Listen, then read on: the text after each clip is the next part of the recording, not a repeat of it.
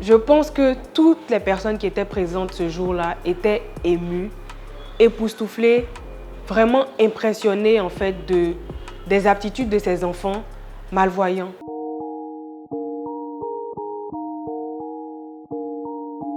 Et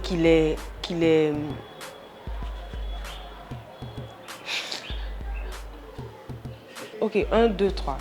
1, 2, 3.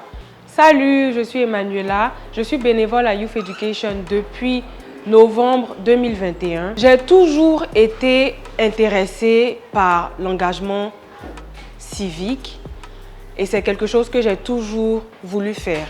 Donc la période à laquelle j'ai rejoint l'association, c'était tout simplement une période propice parce que j'avais le temps et j'étais disposée à m'engager pleinement dans une organisation. Je suis fière d'avoir pris cette décision à ce moment-là parce que ça m'a permis de donner de moi-même, de donner de mon temps à des causes qui me sont chères. J'en profite pour encourager tous les jeunes à franchir le pas et à rejoindre des organisations de jeunesse pour donner d'eux-mêmes, partager leur savoir, partager leur expérience pour le bien de la communauté. L'activité qui m'a le plus marquée, c'était notre visite à l'Institut des enfants aveugles du Mont-Carmel d'Anyama. Cette activité a eu lieu le 7 mai 2022. Nous avons pris connaissance des difficultés et des besoins de cette organisation.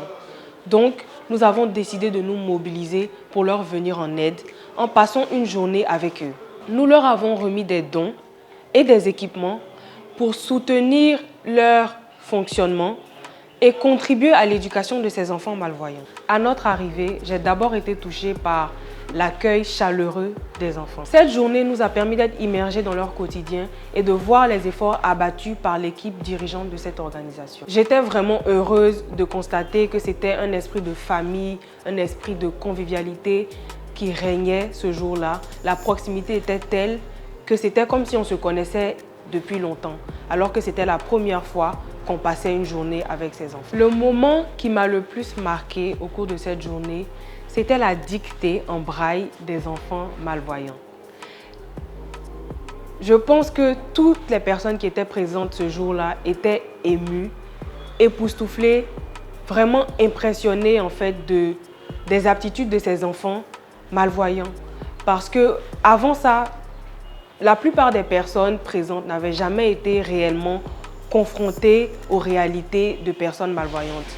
La plupart d'entre nous n'ont pas des personnes malvoyantes ou aveugles auprès de nous. Donc, nous ne savons même pas ce que ça représente que d'écrire avec ce système de braille. Donc, j'étais vraiment impressionnée de les voir en train de faire une dictée en braille.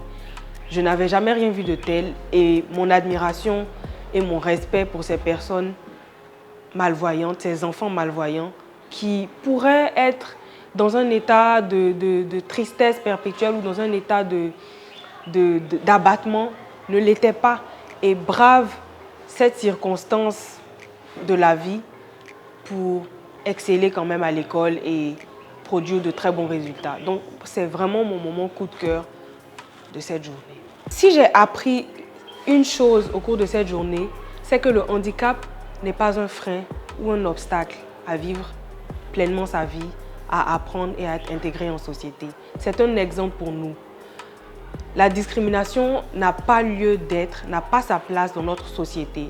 Et tous les enfants, en dépit de leurs circonstances, de leurs handicaps, ont droit à l'éducation, ont droit à un cadre sain et ont le droit de grandir tout simplement dans un environnement qui les encourage, qui les pousse. Je tiens à féliciter l'IRFAM pour son travail et j'enjoins tout le monde, toute la communauté, tous les bénévoles à continuer de soutenir leurs efforts à l'endroit des enfants malvoyants.